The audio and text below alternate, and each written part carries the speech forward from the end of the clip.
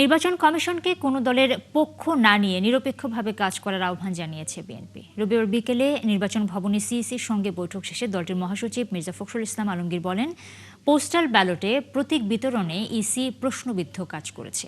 এদিকে আপিল শুনানির শেষ দিন ৩ দফা দাবিতে দিনভর ইসি ঘেরাও করে রাখে ছাত্রদল। ফারজানা আক্তারের প্রতিবেদনে বিস্তারিত। আপিল শুনানির শেষ দিন রবিবার সকাল থেকে ৩ দফা দাবিতে নির্বাচন কমিশন ঘেরাও করে ছাত্রদল। এ সময় নির্বাচন কমিশনের নিরপেক্ষতা নিয়ে প্রশ্ন তোলেন সংগঠনটির নেতাকর্মীরা।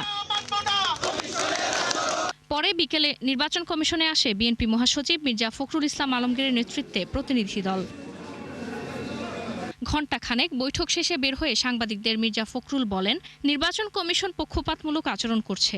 একটি দল আচরণবিধি লঙ্ঘন করলেও ইসি ব্যবস্থা নিচ্ছে না বলে অভিযোগ করেন তিনি। অনেকগুলো ক্ষেত্রেই তারা তাদের কার্যকলাপের মধ্য দিয়ে প্রশ্নবিদ্ধ আচরণ করছে।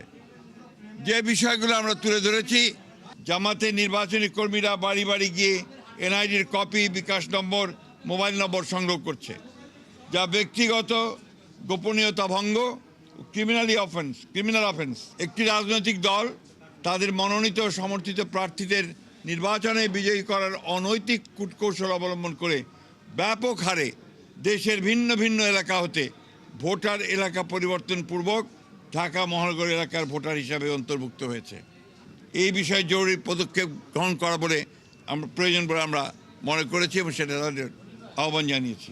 তার দাবি, পোস্টাল ব্যালটের নকশায় নির্বাচন কমিশন প্রশ্নবিদ্ধ হয়েছে। বিদেশের যারা নিবন্ধিত ভোটার তাদেরকে ব্যালট পেপার পৌঁছানোর ক্ষেত্রে এবং ব্যালট পেপারটা যেভাবে মুদ্রণ করা হয়েছে সেই ক্ষেত্রে আমাদের অভিযোগ, আমরা সেটা তাদের কাছে দিয়ে এসেছি। দেশে পোস্টাল ব্যালটের ব্যাপারে, অর্থাৎ যারা বিভিন্ন দায়িত্বে থাকবে নির্বাচনের দিন, তারা যে পোস্টাল ব্যালটে ভোট দেবেন, আমরা অনুরোধ করেছি এবং আমরা চেয়েছি যে তারা যেন সেটা আমাদের যেটা প্রতীক, সেই প্রতীক বিতরণের পরেই যেন দেওয়া হয়। শাহজালাল বিজ্ঞান ও প্রযুক্তি বিশ্ববিদ্যালয়ের ছাত্র সংসদ নির্বাচন বন্ধ করা উচিত বলেও জানান মির্জা ফখরুল। যেটা আমরা মনে করি যে এটা সঠিক হয়নি, এটা আরো সমস্যা তৈরি করবে। এদিকে আপিল শুনানির শেষ দিন দ্বৈত নাগরিকত্ব নিয়ে শুনানিতে মনোনয়ন বৈধতা পেয়েছেন ফেনী ৩ আসনের বিএনপি প্রার্থী আব্দুল আওয়াল মিন্টু। তবে প্রার্থিতা হারিয়েছেন দলটির চট্টগ্রাম ২ আসনের প্রার্থী সারওয়ার আলমগীর ও কুমিল্লা ১০ আসনের আব্দুল গফুর ভূঁইয়া। ফারজানা আক্তার, ৭১, ঢাকা।